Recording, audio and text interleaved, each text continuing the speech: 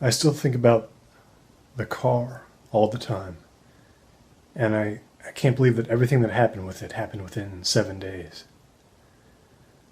On September 8th, 2002, I went to the funeral for an old coworker of mine, someone I barely knew, really. I went out of courtesy more than anything else. It was this guy I used to work with a long time ago at a dairy farm. He'd been killed in a hit-and-run accident 2 days before.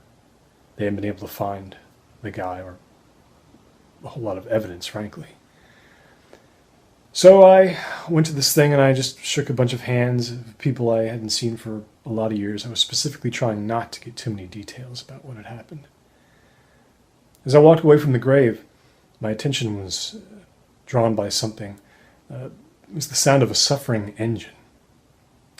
I looked down this hill, and down near the cremation garden, sitting there idling on this path, was an old car. It was a completely average, maybe 15, 20-year-old junker. But there was something unusual about it. It took me a minute to realize just what it was from my distance. The paint job was all wrong. It looked, I swear, like someone had done this car in gray house paint. It was wildly uneven. You could see these strange streaks in it. I was so high up, but from my angle I couldn't see who was inside. It just sat there, rumbling. And my only thought was, who here is getting in that thing? It turned out nobody. Everyone was really walking in the other direction. And eventually I did too. That was on a Monday. On Thursday, just past dusk, a rainstorm came into the area. And it snarled the tail end of rush hour pretty bad. Even the back road I usually took out of the city was clogged up. The rain was torrential for a good 45 minutes or so before it showed signs of tapering off. Then the traffic just stopped. And it stayed that way. One of those epic backups that was obviously caused by some accident. Here came 2 ambulances from behind me, and there were sirens from the other direction. I had been sitting there inching along for what seemed like forever, but then people started getting out of their cars entirely, always a sign that we just had to dig in. I stayed in mine, but at one point I rolled down the window and poked my head out a little, trying not to get soaked. And a guy up ahead jogged over. He said somebody on foot had been hit, and it was really bad. It had happened on a side road, but they'd had to quickly seal off the intersection up ahead. You could see the red glare of all those emergency vehicles far, far ahead. I closed my eyes and put the car in park and tried to relax. 15 minutes later, we began to inch along again, and I got to looking around.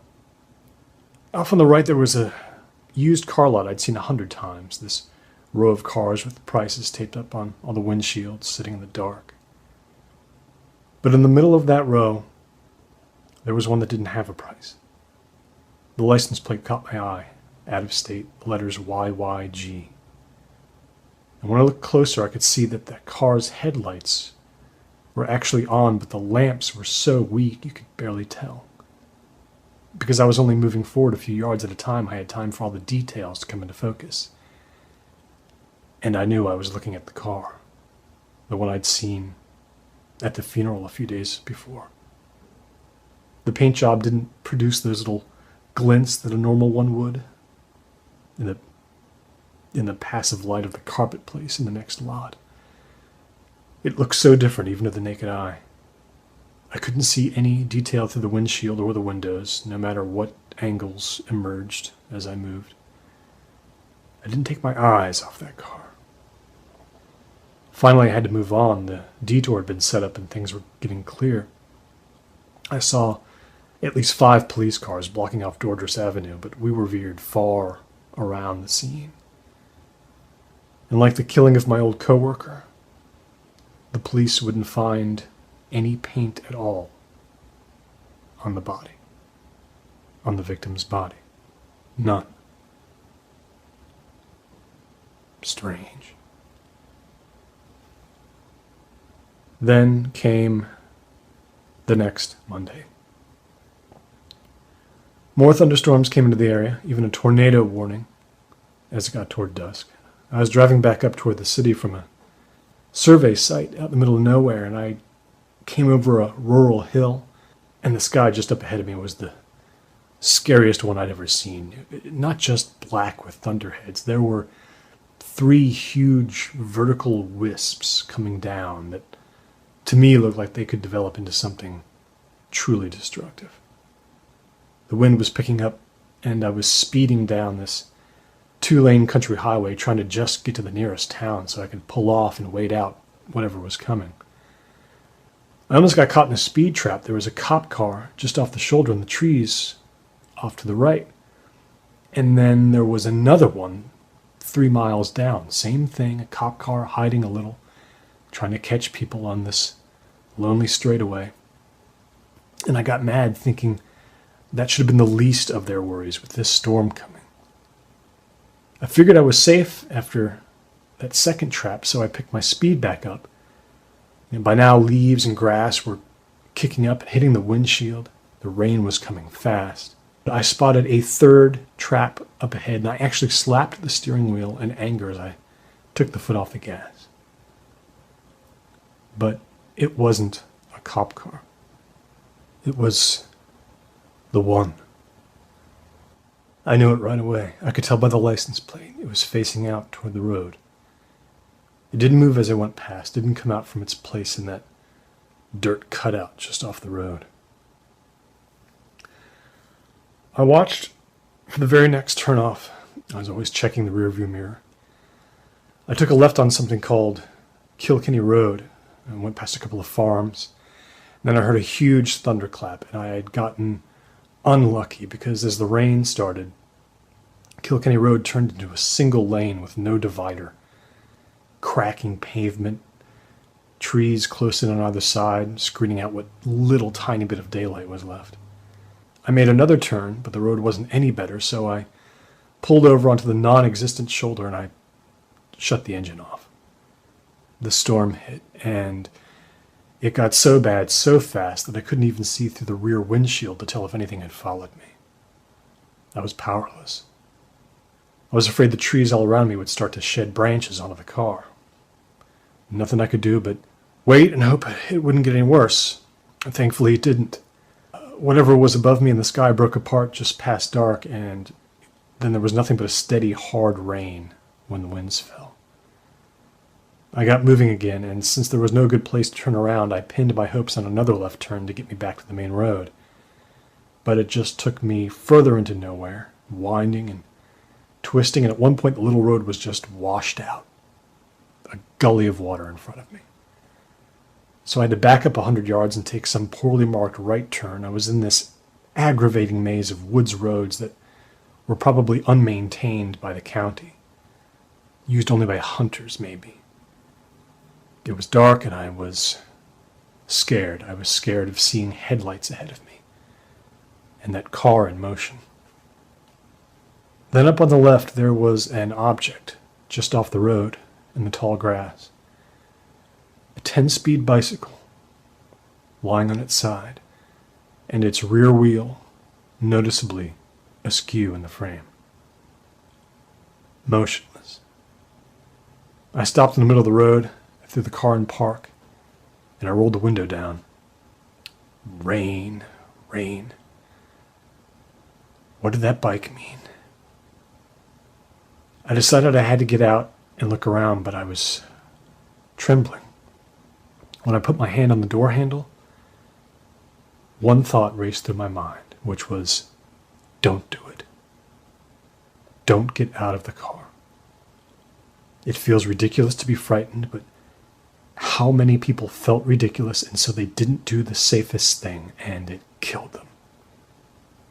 Don't get out of the car. Pure shameful cowardice.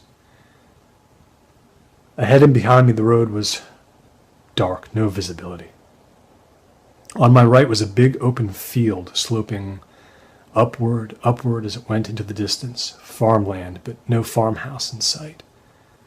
Swirling clouds against the sky, which was the color of a dark sea.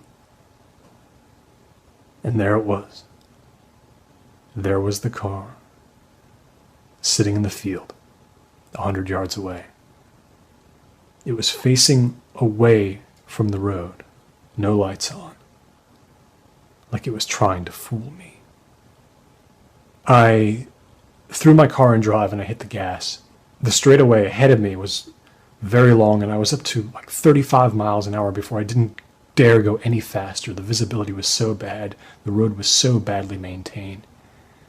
I took a guess on a turn, and the road was bigger and safer. Still nothing in my rearview mirror. And just a mile away, there was Route 40. I turned right with only the barest glance to see what I was merging into, and I was then on a 4-lane highway. Other cars in view. But it was a full 20 minutes, and I was in a truck stop surrounded by people before I felt safe. After I called the police and told them about a possible accident on something called Reed Road outside Charlotta, I sat there drinking coffee for a long time under the fluorescents, looking out at the parking lot as the rain slowly stopped. Then I got moving towards 66. Here's what would have happened if I'd gotten out of my car and gone to check on that bike. And I know I have no way of knowing this, and yet I do know. That car up on the hill would have begun to suddenly back up as fast as its old engine would let it, coming down the hill at top speed, jerking crazily left and right, trying to keep on a straight line, and I would have completely frozen. And because it would have been so out of control, shuddering and bouncing on the grass, it may have missed me by 20 feet, but it would have then rammed into my car, giving it a chance to stabilize and try to get me again. But at least in that split second, I would have been able to finally see if there was anyone actually behind the wheel. There was no hit-and-run accident that night on Reed Road. Never got an explanation for why the bike was there. And there were no more hit-and-runs in the Tri-County area for more than a year, and even that was just some drunk in a van. It's a big country with a lot of roads. Who knows where that car went? And if it ever did get the exact murder it wanted.